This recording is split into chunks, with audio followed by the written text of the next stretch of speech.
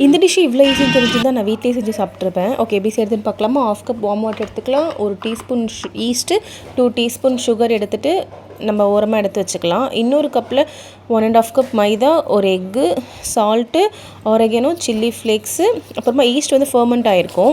அந்த ஈஸ்ட்டை வந்து நம்ம இந்த மாவு கூட சேர்த்து நல்லா மிக்ஸ் பண்ணிக்கலாம். இப்படி நம்ம செய்கிறப்ப நமக்கு அந்த பன்னு மாதிரி இருக்காது பீஸா. கொஞ்சம் அந்த பீஸா ஃப்ளேவர் கொஞ்சம் நல்லாவே இருக்கும். நல்லா கொஞ்சம் சாஃப்டாக நம்ம மிக்ஸ் பண்ணிக்கலாம். அப்புறமா பட்டர் இல்லைன்னா ஆயில், நார்மல் சன்ஃப்ளவர் ஆயிலே போட்டு மேலே நல்லா கொஞ்சம் மிக்ஸ் பண்ணிவிட்டு ஓரமாக எடுத்து வச்சுக்கலாம். நம்ம ஒரு 2 ஹவர்ஸ்க்கு அப்புறம் பார்த்தா அது நல்லா அந்த டோ நல்லா புஃப்னு வந்திருக்கும். Which means pizza dough ready ஆகிடுச்சுன்னு அர்த்தம். அந்த டோ ரெடி ஆனதும் நம்ம side by side 100 gram chickens, அப்புறம் நமக்கு என்ன வெஜ்ஜஸ்லாம் இருக்கோ எல்லாத்தையும் எடுத்து வச்சுக்கலாம்.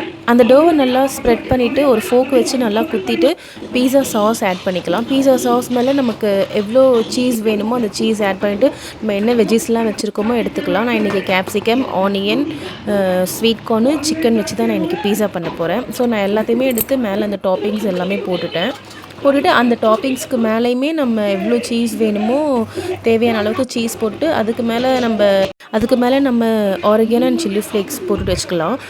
நம்ம ஓவன் வந்து நான் வந்து 10 மினிட்ஸ் ப்ரீ ஹீட் பண்ணி வச்சுருக்கேன். 10 மினிட்ஸ் ப்ரீ ஹீட் பண்ணிவிட்டு டெம்பரேச்சர் 220 டிகிரி டெம்பரேச்சர். என்னோடய டோக்கு வந்து 25 மினிட்ஸ் கிட்ட ஆச்சு. ஏன்னா நான் கொஞ்சம் பெரிய பீஸாவாக செஞ்சுருந்தேன். அவ்வளோதாங்க, பீஸா ரெடி.